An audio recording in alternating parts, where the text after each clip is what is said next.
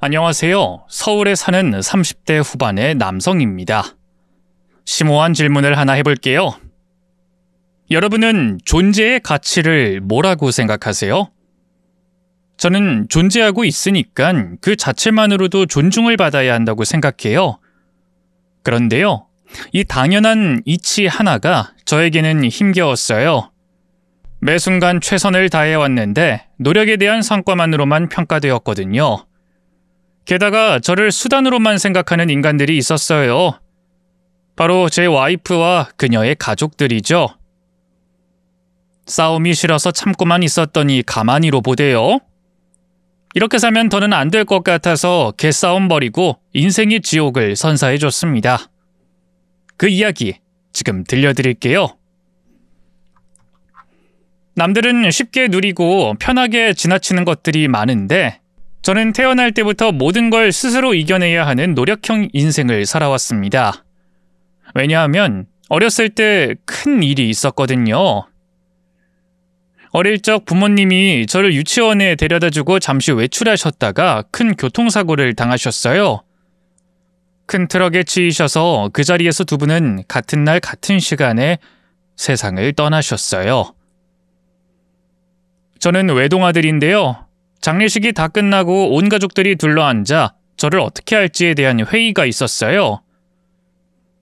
할머니는 깡시골이라 어린아이가 살긴 힘든 곳이고요. 외갓집은 작은 과수원을 운영하고 계시지만 생활을 집에서 하는 게 아니라 과수원 옆 허름한 컨테이너에서 생활을 하시기 때문에 어린애가 지내기엔 환경이 좋지 못하고 바빠서 저를 돌봐주실 수가 없다고 하셨어요. 그때 저희 큰아빠가 조심스럽게 제안을 했죠. 우리 모두 이 아이가 잘 자라길 바라고 있잖아요. 그렇다면 온전한 가정에서 살아야 하지 않겠어요? 저희 부부가 이 아이 맡아서 키우는 건 어떨까요? 당시 큰아버지는 결혼한 지 10년이 넘었지만 아이가 생기지 않는 상황이었어요. 저희 부모님은 그보다 더 늦게 결혼하셨지만 허니문 베이비로 저를 낳으셔서 큰아버지 부부 입장에선 마음이 얼마나 애가 탔겠어요. 그런데 그때 할머니가 말씀하셨죠. 남의 자식 키우는 게 쉬운 일이 아니야. 내 자식이면 모를까. 아무리 동생 자식이라도 내 자식처럼 느껴지긴 힘든 법이야. 그러자 큰아버지가 조용하지만 단단한 목소리로 말하셨어요. 엄마, 그런 말씀 마세요. 나 주원이랑 오랫동안 함께 했잖아요. 놀이동산도 주원이만 데리고 따로 간 적도 있고요. 제 마음속에선 주원이 이미 제 자식이나 다름없어요. 앞으로 잘 키워낼게요. 아빠로서도 진심을 다해 살아볼게요. 저 믿어주세요. 큰엄마도 제 손을 꼭 잡으며 따뜻하게 말씀하셨어요. 주원아, 이제부턴 큰엄마랑 큰아빠가 널 지켜줄 거야. 우리 집에 가서 같이 살자. 우리가 주원이의 새엄마, 새아빠가 되어줄게. 우리 함께 잘 살아보자, 응?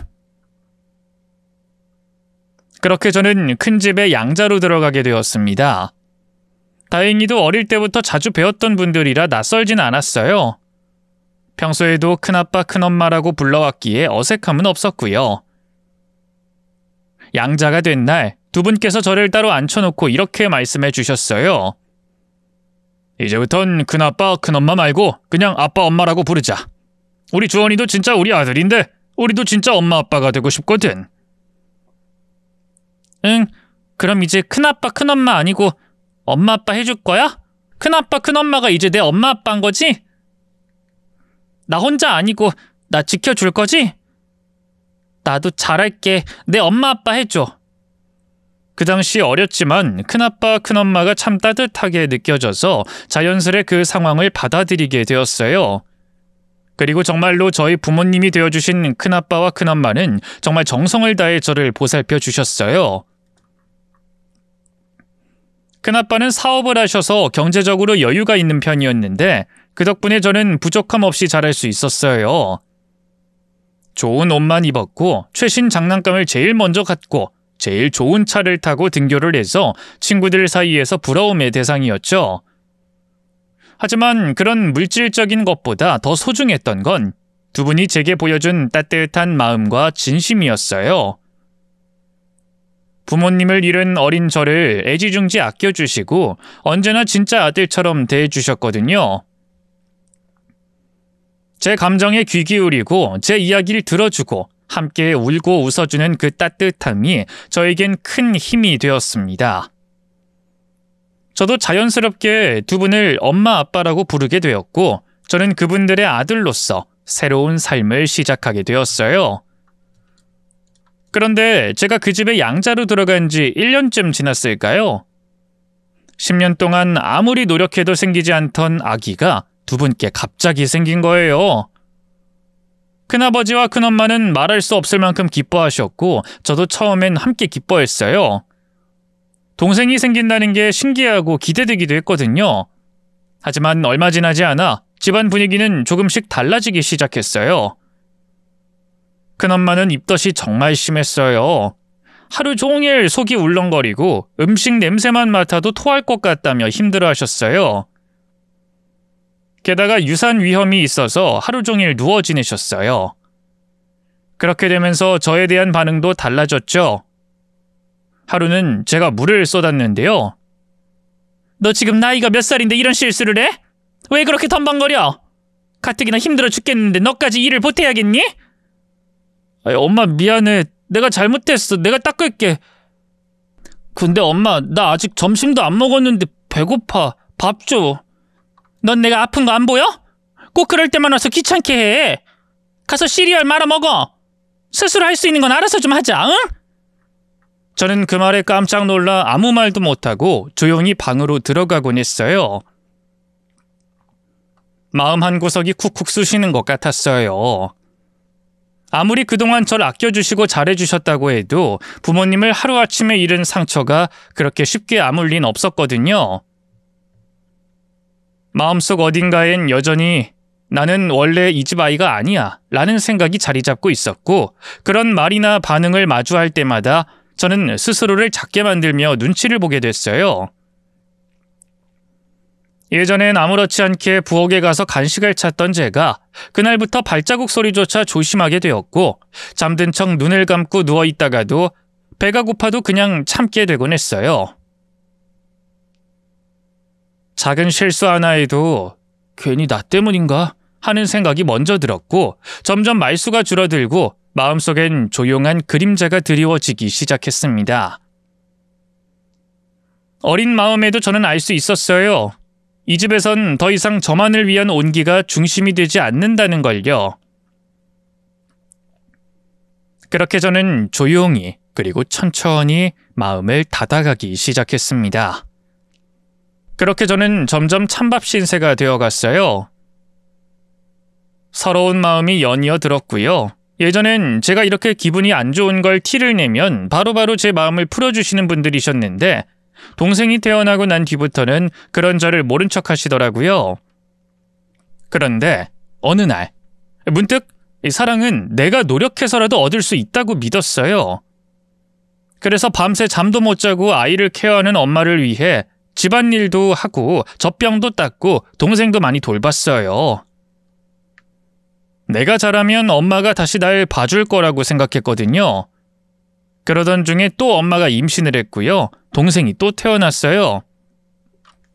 그땐 솔직히 마음이 참 복잡하더라고요. 기쁘고 축하해야 하는 일이긴 한데 전 자꾸만 속이 시큰했어요. 이제 난 정말 더 멀어질 것 같다는 생각이 저도 모르게 들었고 괜히 혼자 서운한 마음이 들기도 했어요. 그래도 내가 잘하면 부모님이 날 예뻐해 주시지 않을까 싶어서 공부도 잘했어요. 그래서 전교 1등도 하고 학급 임원도 맡고 전교 회장까지 했어요. 죽어라 공부해서 결국 소위 말하는 스카이 대학 중 한 곳에 들어갔고요. 4년 내내 장학금 놓친 적 없고 과 수석도 했고 교수님들 평판도 정말 좋았어요. 다른 집에서 보면 저는 그냥 전형적인 엄친아였죠. 근데 이상하게도 저희 부모님은 제가 자랑스럽다는 느낌이 전혀 없으셨어요. 동네 사람들이 제 칭찬을 많이 하거든요. 주원이 대학 좋은 데 갔던데요. 주원이 어머님 좋으시겠어요. 학원도 안 다닌 것 같은데 어쩜 이렇게 공부를 잘해요? 정말 장해요. 네, 그렇더라고요. 저희 애가 공부머리는 있나 봐요. 그럼 안녕히 들어가세요. 누가 제 얘기를 하면 그냥 남 얘기하듯 툭 던지시는 식이었죠. 그런 걸 들을 때마다 마음 한켠이 싸해지더라고요. 난 이렇게까지 했는데도 참 사랑받기 힘든 사람이구나 하는 생각이 문득문득 스쳐 지나가면 정말 괴로워서 잠을 못 이룰 정도였어요. 부모님께 인정받고 싶어서 그렇게 애쓰고 노력했는데도 돌아오는 건 늘 무심한 말과 시선뿐이라니. 따뜻한 말 한마디, 다정한 눈빛 하나 없던 그 시간들이 쌓이면서 제 마음은 점점 얼어붙었고 어느새 한없이 시리고 텅 빈 공간이 되어버렸습니다. 웃고 있어도 마음 한켠은 늘 차가웠어요. 그런데 그 마음은 제가 성인이 되고 나서부터 조금씩 따뜻해지기 시작했어요. 오랫동안 차갑고 외롭기만 했던 제 마음속에 조용히 스며든 온기는 다름 아닌 여자친구를 통해서 생긴 감정이었죠. 제가 생각보다 은근히 인기 있는 스타일이었더라고요. 대학교에 들어가고 나니 고백을 받는 일도 생기고 자연스럽게 연애도 몇 번 하게 되었어요. 친구들이 항상 부러워했죠. 김주원, 너 고백받았다며? 걔 무용가 퀸카던데 사귀기로 했어?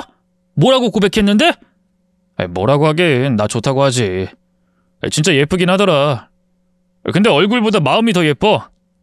많이 예뻐해 줄 테니까 자기랑 사귀자고 해서 사귀게 됐어. 넌 꼭 너 좋다는 여자애들하고만 사귀더라. 너가 먼저 좋아하는 사람은 없어? 난 나 좋다는 사람이 더 좋아. 날 더 좋아해주는 사람이 좋아. 그게 마음 편하잖아. 결핍이라는 게 이렇게 무서운 거더라고요. 연애도 이렇게 방어적으로만 하게 되더라고요. 그런데요, 저는 저를 좋아해준 사람이 더 좋았어요. 그 사실만으로도 자신감이 생겨서 저 좋다는 사람만 좋아요. 누군가의 눈에 내가 특별한 사람이라는 게 참 고마웠고 따뜻했죠. 지금 생각해보면 연애를 하면서 그 시간을 버텼던 것 같아요. 그러면서 대학을 졸업하고는 대학원에 진학했고 이후엔 운 좋게도 우리나라에서 손꼽히는 대기업에 취직하게 됐어요. 누구보다 열심히 일했고 인정도 받았죠. 그때는 연애 안 했어요. 정말 일만 했어요. 그러다 어느 정도 업무에 익숙해질 때쯤 맞선 업체에서 선짜리 제의를 받게 되었고요. 장난삼아 재미삼아 선을 보게 되었는데요. 정말 예쁘고 성격도 좋은 여성분을 만나게 됐죠. 정말 너무 예쁘고 상냥했어요. 저한테도 정말 잘하고요.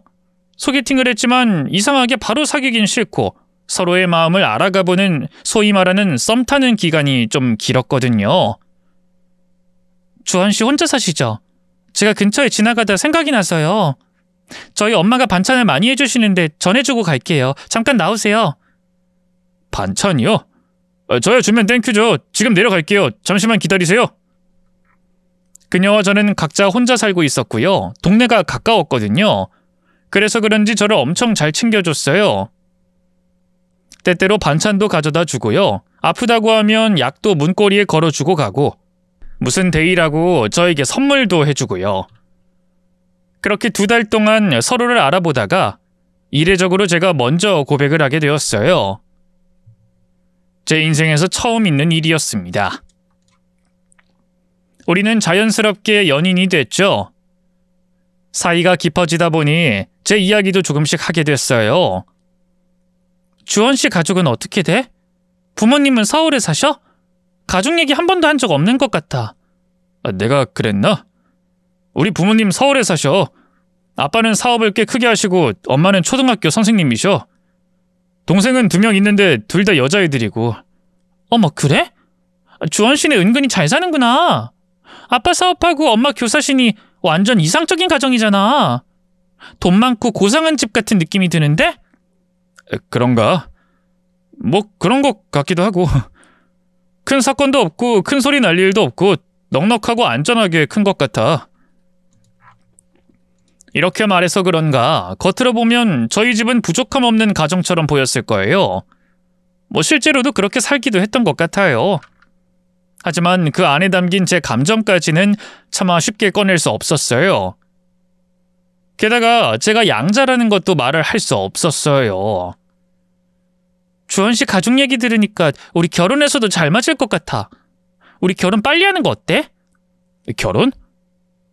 하긴 뭐 우리가 이제 결혼할 나이가 되긴 했네. 결혼하고 싶어? 나랑 결혼해도 되겠어? 당연하지. 주원 씨랑 결혼하고 싶은 거지 결혼이 하고 싶은 게 아니야. 우리 이제 결혼을 전제로 만나자. 20살 먹은 애들도 아닌데 나이값 해야지. 여자친구는 미술을 전공했고 지금은 미술학원에서 근무하고 있었어요. 아이들을 가르치는 일이 적성에 잘 맞는다며 늘 웃으면서 이야기하던 모습이 참 따뜻하고 예뻐 보였죠. 저와 결혼하고 싶다는 말에 마음속에선 좋은 상상들이 하나둘 피어오르기 시작했어요. 한평생 사랑이라는 걸 갈망하며 살아왔던 저였기에 그 말이 얼마나 깊고 큰 울림이었는지 몰라요. 생각해보니 저도 결혼하고 싶더라고요.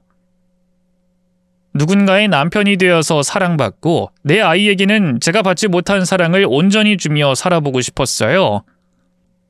그래서 저도 결혼에 대해 긍정적으로 생각하고 있었어요. 그렇게 조금씩 미래를 그려가던 어느 날 여자친구와 데이트를 하던 중 우연히 그녀의 부모님을 마주치게 되었어요. 예상치 못한 만남이었지만 여자친구는 자연스럽게 저를 소개했고 부모님도 겉으론 반갑게 맞아주셨어요. 그렇게 갑작스러운 자리에서 결혼 이야기까지 본격적으로 오가게 됐죠. 우리 딸한테 얘기 많이 들었어요. 저기 그 회사 다닌다고요? 직업은 좋네. 부모님들도 얘기 들었는데 난 이 결혼 올 가을에라도 했으면 좋겠는데 어때요? 미룰 거 뭐 있나? 생각이 있으면 바로 하는 거지. 우린 다 준비가 됐네. 자네 부모님께 말했나? 그렇게 빨리요? 가을에 하면 좋긴 좋죠. 아직 말씀을 못 드렸어요. 저희가 결혼 얘기 나눈 지 얼마 되지 않아서요. 말씀드리고 진행하겠습니다. 내가 변호사라서 웬만한 집은 눈에도 안 들어오는데 자네 정말 잘 큰 것 같아. 이 사람이 주부라 집에 있는 시간이 많으니까 결혼 준비할 때 모르는 것 있으면 이 사람한테 많이 물어보고 준비하도록 하게. 여자친구 쪽 부모님께서 결혼을 꽤 서둘러 주셨어요. 저희가 생각했던 것보다 더 빠르게 본격적으로 결혼 준비에 들어가게 됐죠. 저희 부모님도 이제 결혼할 때도 됐다면서 응원해 주셨고요. 제가 여자친구를 데리고 인사를 드리러 갔을 때 꽤 좋아하셨어요. 저도 여자친구 집에 정식으로 인사드리러 갔을 때도 절 따뜻하게 맞아주셨죠. 식사도 정성스럽게 차려주시고 대화도 편안하게 이어졌고요. 저를 꽤 마음에 들어 하셨는지 돌아오는 길이 참 기분 좋았죠. 그때는 모든 게 참 좋았어요. 준비 과정 하나하나가 설레고 서로의 가족이 자연스럽게 잘 어울리는 것도 고맙게 느껴졌죠. 무엇보다 절 그렇게 좋다고 해주는 사람이 있다는 게 제겐 참 특별했어요. 저도 좋았고 저를 좋다고 해주는 사람이 있는데 제가 마다할 이유가 없었죠. 그 사람과 함께하는 미래가 기대됐고 드디어 나도 누군가의 가족이 될 수 있겠다는 생각에 마음이 따뜻해졌어요. 결혼 문제로는 사실 크게 힘들었던 건 없었어요. 양가 부모님 모두 서로를 마음에 들어 하셨고 여자친구 쪽에서 원하는 조건들도 저희 집에서 거의 다 맞춰주셨거든요. 서로 조율이 잘 됐고 분위기도 원만했어요. 저희 부모님께서 둘이 함께 살 20평대 집도 마련해 주셨고요. 저는 직장 다니면서 모아둔 돈으로 차도 새로 바꿨어요. 그리고 아내가 오래 꿈꿔왔던 미술학원도 차려줬고요. 양쪽 집안 다 형편이 괜찮은 편이다 보니 경제적인 문제로 힘든 일은 딱히 없었어요. 오히려 저한테도 좋은 일들이 계속 생겼죠. 회사에서는 승진해서 과장이 됐고 중요한 프로젝트 팀장까지 맡게 됐죠. 매일이 바쁘고 정신없긴 했지만 일도 잘 풀리고 결혼도 잘 되고 하나하나가 감사한 나날들이었어요. 그렇게 평화롭고 안정적인 일상을 살아가고 있었는데 어느 순간부터 조금씩 균열이 생기기 시작했어요. 회사에서 프로젝트 팀장을 맡게 되면서 책임감도 커졌고 동시에 감정 소모도 훨씬 많아졌거든요. 위에서는 성과를 압박하고 아래에서는 불만이 쌓이고 중간에서 의견을 조율하는 일이 많다 보니 자연스럽게 부딪히는 일도 많아졌어요. 회의실에서 윗선과 목소리를 높이는 날도 있었고 팀원들과 갈등이 생기는 날도 점점 잦아졌죠. 그러다 보니 일이 점점 폭탄처럼 쏟아졌고 야근은 일상이었죠. 주말에도 사무실에 나가 앉아있는 시간이 점점 늘어났고 집보다는 회사에 더 오래 있는 날들이 많아졌어요. 몸은 지쳐가는데 마음은 그걸 따라잡지도 못하고 있었어요. 이런 마음 누구한테 풀어요? 그래서 와이프한테 말했죠. 그랬는데 의외의 말을 하더라고요. 나 요즘 너무 힘들어. 회사 일도 계속 몰리고 사람들 사이에서 조율하는 것도 지치고 솔직히 버겁다. 뭐야, 난 또 뭐라고. 고작 그런 걸로 힘들다고 하는 거야? 힘들 일도 많다.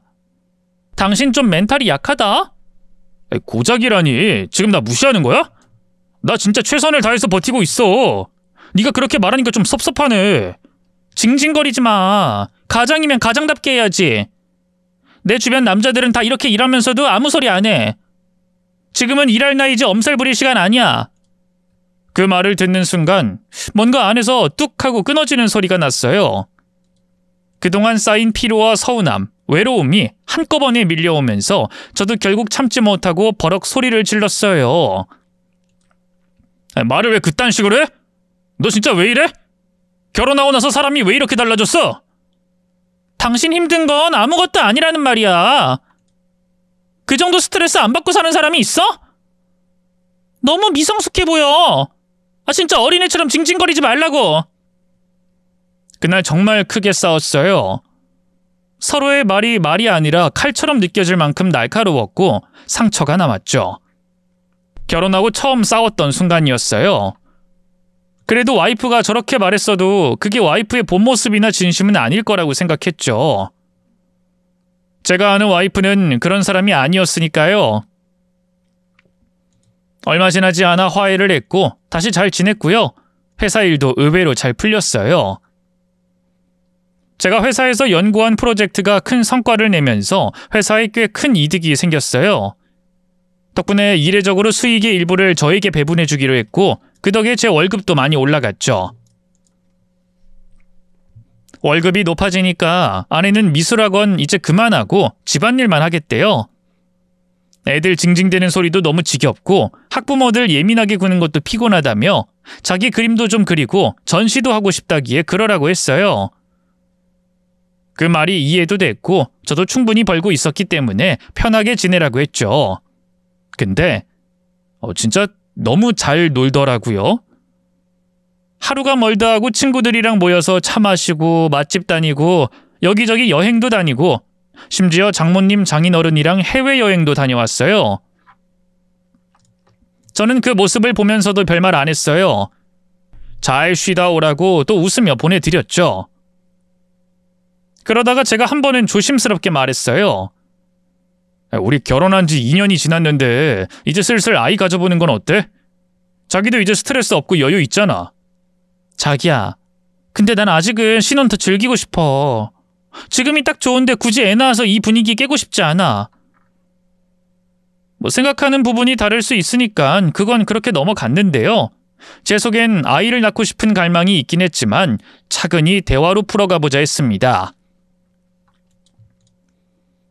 이런 와중에 회사에서 새로운 프로젝트를 맡게 됐는데 이번엔 정말 유독 힘들었어요.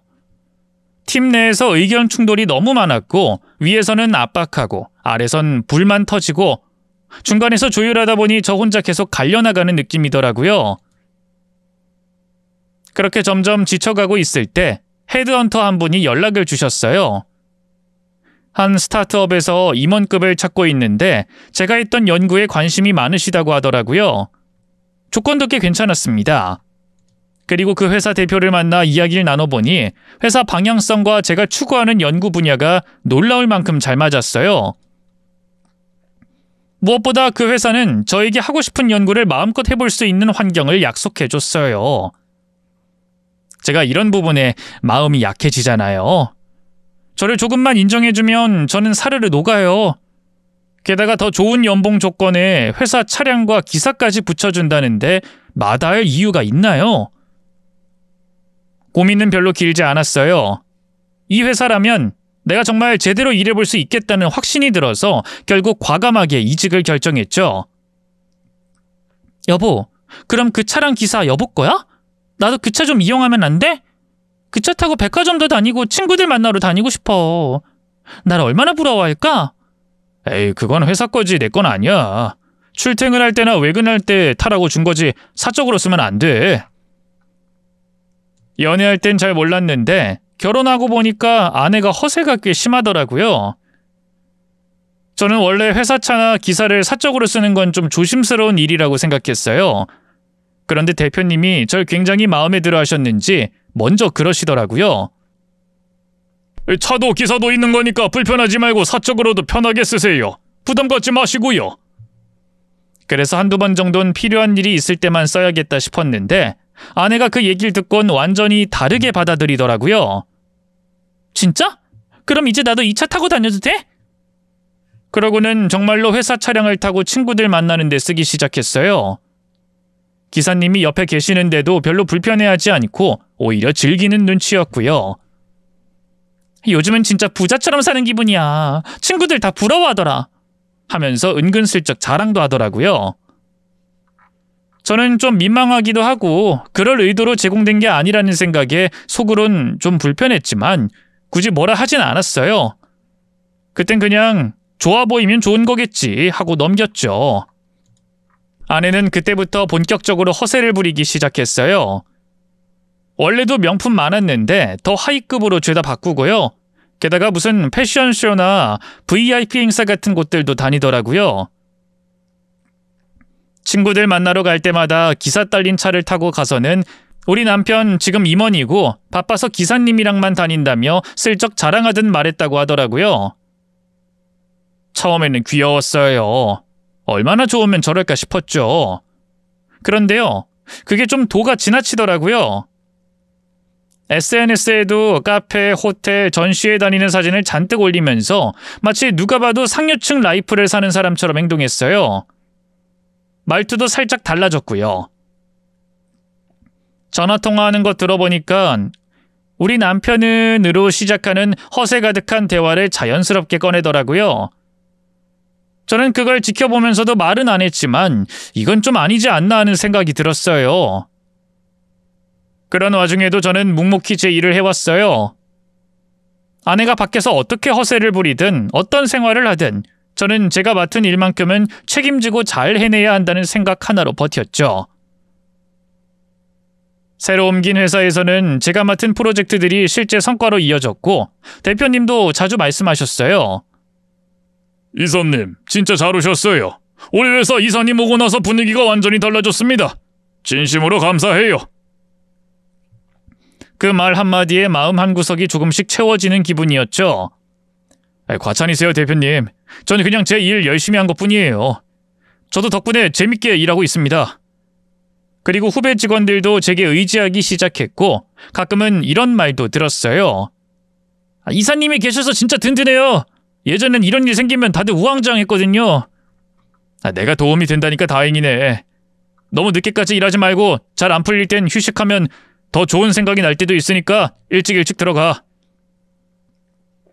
누군가가 제 노력을 알아봐 주는 것, 그게 그렇게 벅찬 일인지 그땐 참 많이 느꼈죠. 하루하루 정신없이 바빴고 회의, 보고, 연구개발에 매일을 쏟아부었어요. 성과도 확실히 나왔고 슬슬 업계에서도 제 이름을 알아주는 분위기가 생겼죠. 정말 성공한 인생이었죠. 그렇게 2년쯤 일했을까요? 스타트업이긴 했지만 자본금이 넉넉했고 제가 원하던 분야의 사업을 하고 있어서 방향도 잘 맞았어요. 대표와의 소통도 원활했고 초반엔 정말 의욕적으로 일했죠. 다만 회사를 키워가는 과정이다 보니 전반적으로 일을 제대로 아는 사람이 거의 없었어요.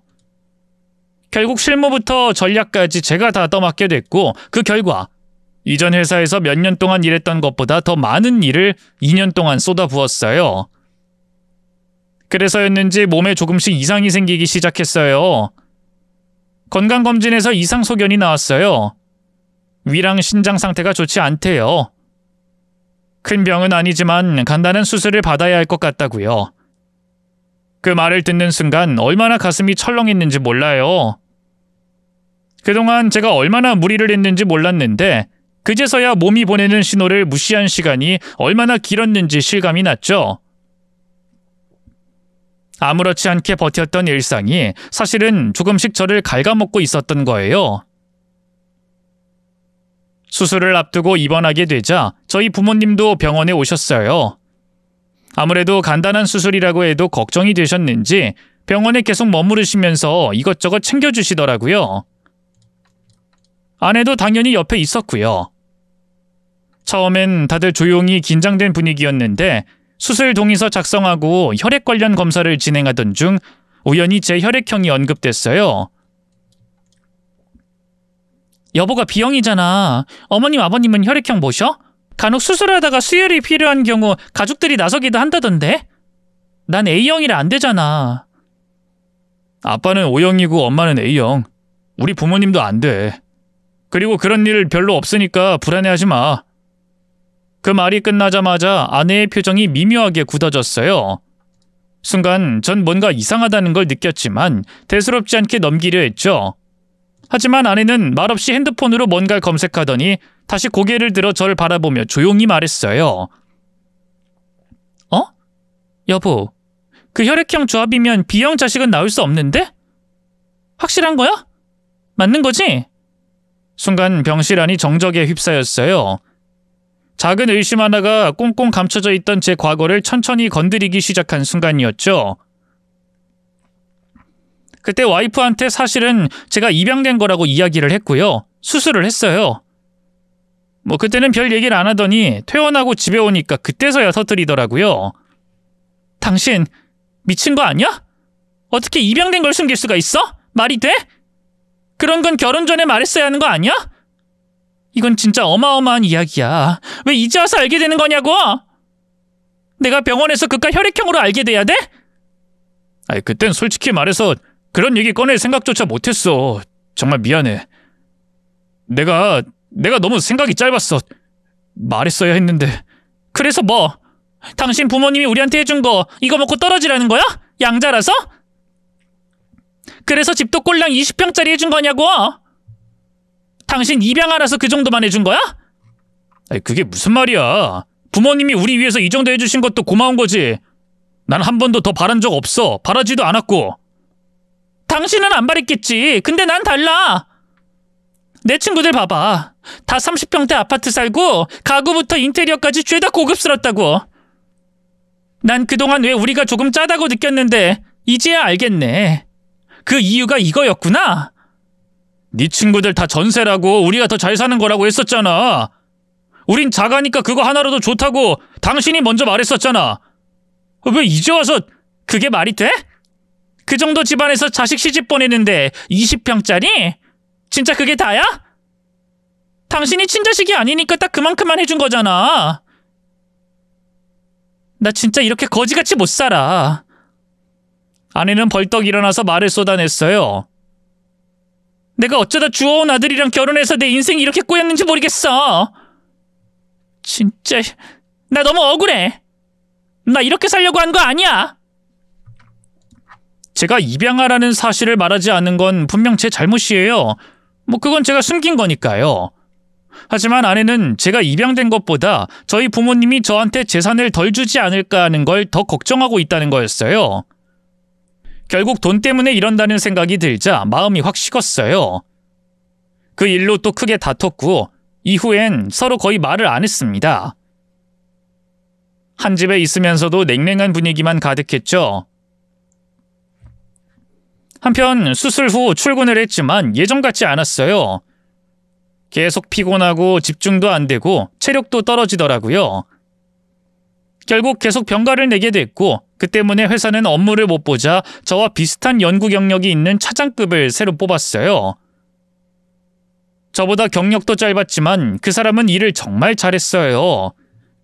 저만큼의 성과를 내더라고요. 좀 불안했죠. 제 자리가 위태로워질 테니까요. 게다가 제가 할 일을 사람을 뽑아서 부리고 있으니 그만큼 돈이 들어가는 건 회사의 손해잖아요. 실적도 못 내는 저한테 잘해줄 필요는 없죠. 그 생각이 들 무렵 회사에서 얘기가 나왔어요. 새로운 차장의 월급만큼 저에 대한 지원과 연봉을 줄이겠다고. 차량도 끊는다고 전해 들었습니다. 어쩔 수 없죠. 그런데 아내에게 그 말을 전했더니 표정이 확 굳어졌어요. 뭐? 그 차 끊는다고? 진짜? 지금 농담하는 거지? 무슨 회사가 그렇게 갑자기 일방적으로 통보해? 아니 이렇게 갑자기 차 끊으면 난 어쩌라고? 나보고 이제 어떻게 다니라는 거야? 아내는 얼굴이 붉어지고 손까지 덜덜 떨면서 말했어요. 당신 차 있잖아. 그거 타고 다니면 되지. 우리가 차가 없냐 뭐가 없냐? 우리 차 타고 다니면 되잖아. 장난해? 지금 기사 딸린 차 쓰다가 갑자기 내 차 쓰면 사람들이 뭐라고 생각하겠어? 망했다고 생각해. 그렇게 생각하라고 해. 실제로 맞는 말이잖아. 이제 월급도 줄어들었어. 아껴서 살자. 정말 웃기지 마. 내가 왜 당신 무능함 때문에 이렇게 거지같이 살아야 돼? 난 적어도 내 인생 이런 식으로는 안 살았어.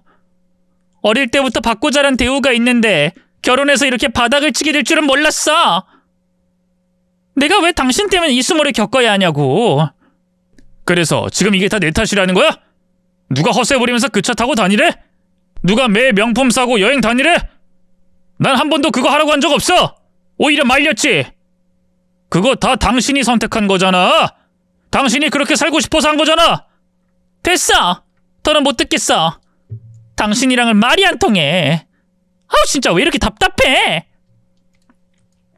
와이프는 차량 지원이 없어진 것과 제 연봉이 낮아졌다는 게 자존심이 상했던 모양이에요. 제가 회사에서 어떤지 또 제 건강이나 기분은 묻지도 않고요. 아쉬운 건 그간 자랑해온 재산들이었던 것 같아요. 그러던 어느 날 결국 회사를 정리하게 되었어요. 짐을 싸서 무거운 마음으로 집에 왔죠. 들어서자 아내가 묻더군요. 뭐야 그 짐들은? 혹시 회사에서 가져온 거야? 아니지? 설마 아니지? 잘 다니고 있다고 말해. 여보 나 회사에서 잘렸어. 오늘 다 정리하고 가져온 거야. 퇴직금은 다음 달에 다 들어온대. 그 말을 듣자마자 아내는 고래고래 소리를 질렀어요. 어떻게 이럴 수가 있어? 도대체 당신은 왜 이렇게 한심하게 사는 거야? 내 인생을 이런 식으로 꼬아도 돼? 당신 하나 믿고 결혼했는데 이게 뭐야? 당신 무능함 때문에 돌아버리겠어. 사람들 눈치 보고 자존심 다 구기고 다 당신 때문이야. 당신 때문에 내 인생이 엉망이 됐다고. 결국 와이프는 친정으로 가버렸고 장모님과 장인어른도 전화를 해서 저를 몰아세웠어요. 그날 이후 아내는 한 달 넘게 집에 돌아오지 않았습니다. 집에 혼자 있으니 고요하더라고요. 매일 싸우고 소리 지르던 날들이 거짓말처럼 조용했죠. 그러다 카드값 결제일이 다가왔고 결혼하고 처음으로 카드 명세서를 열어봤어요. 예전 같았으면 일에 치여 신경도 못 썼을 텐데 시간이 많으니 자연스럽게 보게 됐죠. 명세서를 들여다보다가 저는 말문이 막혔어요. 와이프는 집을 나간 이후에도 제 카드를 아주 잘 쓰고 있었더라고요. 쇼핑, 식사, 네일샵, 마사지 끝이 없었어요. 그런데 뭔가 이상했어요. 술집 이름 같은 곳이 눈에 띄었고 계속 거슬리는 기록들이 있었어요. 더 거슬러 올라가 보니 충격적인 사실들이 나왔죠. 남자 종업원이 나오는 유흥지점을 자주 갔고 호텔 사용 내역도 여러 번 있었어요. 이건 그냥 논 게 아니었죠. 아내는 문란한 생활을 하고 있었던 거예요. 그러면 안 되는데 요즘은 휴대폰 사진이 PC에 자동으로 연결되는 프로그램이 있잖아요. 어느 날 그 폴더가 열려 있었고 저는 거기서 또 다른 진실을 보게 됐습니다. 남자들과 다정하게 찍은 사진들이 수십 장, 아니 수백 장 있었어요. 그 순간 심장이 철렁 내려앉았죠. 그뿐만이 아니었어요. 아내의 PC를 켜니 카카오톡도 자동으로 로그인됐고 거기엔 바람을 피우고 있었던 정황이 고스란히 담겨 있었어요. 여러 남자와 지속적으로 연락하며 은밀한 대화를 나누고 있었죠. 이대로는 못 넘기겠다는 생각이 들었습니다. 곧바로 아는 변호사를 찾아가 자문을 구했어요. 변호사는 이건 명백한 이혼 사유라며 증거만 잘 정리해서 제출하면 된다고 했죠. 저는 정리해둔 카드 내역과 사진, 메시지 기록들을 모두 건넸고 그렇게 이혼 소송을 준비했습니다. 며칠 뒤 저는 처가에 이혼 소송 서류를 보냈습니다. 송달된 다음 날 아내가 이혼 소장을 가지고 집에 와서 내 앞에 들더라고요. 이게 뭐야? 당신 지금 나한테 이혼 소송 건 거야? 내가 왜 이혼을 당해야 되는데? 이혼하고 싶은 건 나야. 당신이 입양아인 거 나 속이고 결혼했잖아. 그리고 회사에서 잘리고 능력도 없고 당신이 유책 배우자야. 감히 누구를 고소해? 유책 배우자를 설명해 줄까? 너 바람도 피웠더라? 날 얼마나 무시했으면 내 카드 쓰고 카톡도 자동 로그인 되게 해놓고 내가 모를 거라 생각했어? 증거는 다 있어. 바람은 무슨, 그냥 좀 논 거 가지고 유난 떨지 마. 여자라고 항상 집에 있어야 돼? 넌 나 외롭게 해놓고 정작 일만 하잖아. 그런 사람이 무슨 자격으로 나한테 뭐라 해? 내가 외롭게 했다고? 나는 일을 했지. 너랑 우리 미래 위해서. 근데 넌 그걸 무시하고 뒤에선 그렇게 살아? 말이 되냐? 그래. 나도 이제 너 같은 사람 필요 없어.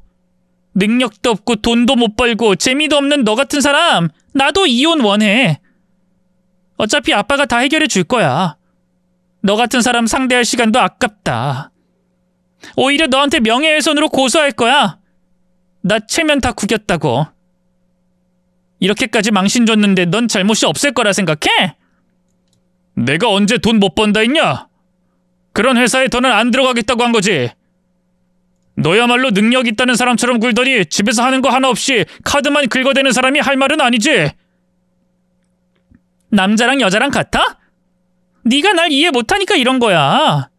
너랑은 진짜 말이 안 통해. 그 순간 생전 처음으로 손이 올라갈 뻔했어요. 그 정도로 분노가 치밀었지만 꾹 눌렀죠.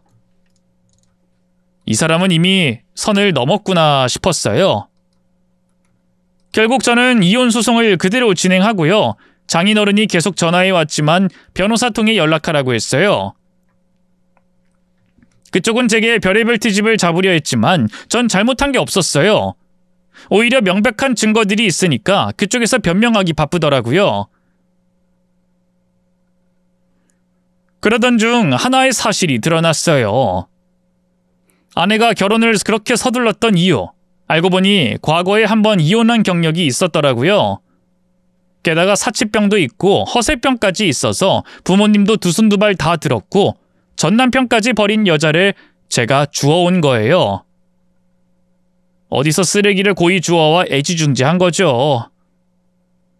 결국 그동안 모아온 증거들로 재판에서 승리했어요. 배우자의 부정행위와 혼인 유지가 불가능한 중대한 사유가 인정됐거든요. 게다가 제가 차려줬던 미술학원도 이혼 직전에 슬쩍 처분해서 수익을 챙긴 걸로 드러났어요. 그건 제게 알리지도 않았고요. 그래서 그 부분에 대해서도 손해배상 청구를 추가로 진행했어요. 처음엔 사랑이라고 믿었던 관계였지만 마지막은 배신과 실망뿐이었습니다. 그래도 저는 그 과정을 통해 진실을 마주했고 이제는 다시는 흔들리지 않을 제 삶을 찾아가려 합니다. 모든 이혼 절차가 마무리되고 와이프는 저에게 어마어마한 금액의 위자료와 손해배상을 지급해야 했습니다. 그런데도 마치 자기가 이긴 사람인 양 웃기게도 절 깔보더라고요. 뭐 그 집은 원래 돈이 전부는 아니었죠. 평판과 체면이 더 중요한 집안이었으니까요. 정신 못 차리는 사람들 참 많습니다. 그 와중에 저한테 이렇게 말하더군요. 몸도 성치 않다면서 앞으로 뭐 해먹고 살 건데? 평생 놀기라도 할 거야? 진짜 한심하다, 이 패배자야. 아, 당신은 모르겠구나. 나 퇴사하고 회사 차렸어. 지금 내 사업하고 있어. 나 이제 대표야. 사실 그 회사에서 힘들어하던 시절 아는 선배가 중국 쪽 시장과 협업을 제안했어요. 본인도 창업을 준비 중이라며 저와 협력사 형태로 함께 해보자는 제안을 줬었거든요. 얘기를 들어보니 충분히 가능성 있어 보였고 초기 자금도 무리할 정도는 아니라서 제 돈으로 준비를 시작했고 퇴사 후 바로 회사 설립을 진행해왔죠. 이혼 얘기가 나올 무렵엔 이미 직원 5명을 채용했고 무려 50억 원의 규모의 첫 계약까지 따낸 상태였어요. 그 이야기를 꺼냈더니 와이프 표정이 아주 볼만했어요. 그걸 왜 이제서야 말해? 나 진짜 몰랐어. 그럴 줄 알았으면 이혼 안 했지. 이혼 무르자. 난 그냥 당신이 진짜 무능해서 내가 고생할까봐 걱정됐던 거야. 이혼할 이유가 없었잖아. 정말 어처구니가 없었어요. 영원히 자기밖에 모르는 사람이었죠. 와, 당신 정말 대단하다. 난 이제 너 같은 사람 필요 없어. 이미 끝났어. 이혼한 마당에 무르긴 뭘 무르냐? 그냥 꺼져. 제 말에 그 자리에서 주저앉아 절규하더군요. 그 뒤로는 전화, 문자, 집 찾아오는 건 기본, 매달림의 연속이었죠. 하지만 저는 단호했습니다. 그랬더니 이번엔 장인어른이 연락해서 뭐라 하더군요. 아이, 사내 자식이 그렇게 속이 좁아서 되겠냐? 다시 합쳐라. 제가 왜요? 전적 있는 여자랑 다시 살라고요? 사치와 허세병 걸린 여자랑 살라고요? 아버님, 자기 집 쓰레기는 자기가 처리하는 겁니다. 어디 다른 곳에 시집 보낼 생각하지 마시고요. 아버님이 만든 쓰레기 잘 재활용해서 평생 쓰세요.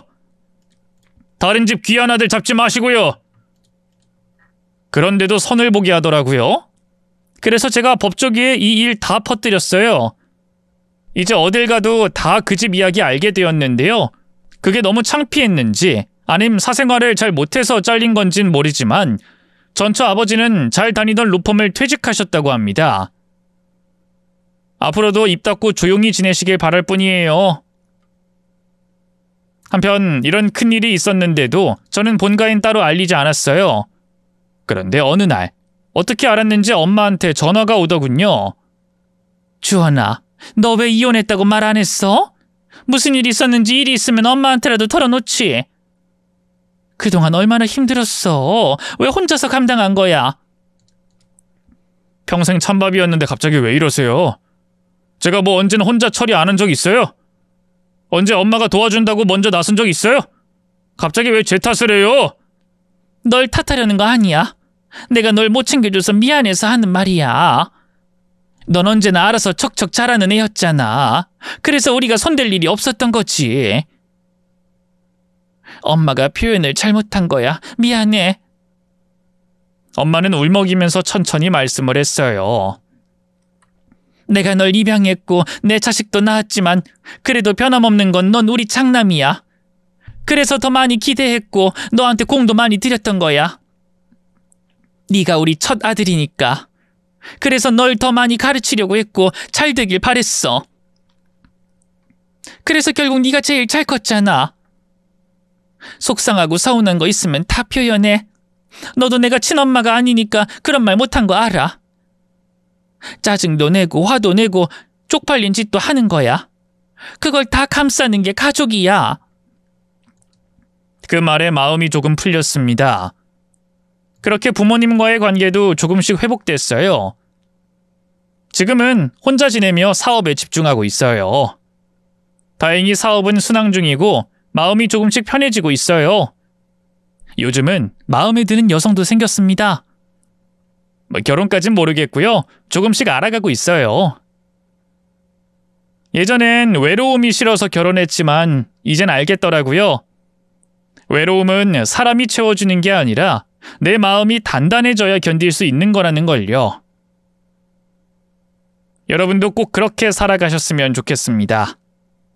누구에게 휘말리지 말고 자신을 지키면서요. 제 이야기는 여기까지입니다. 감사합니다.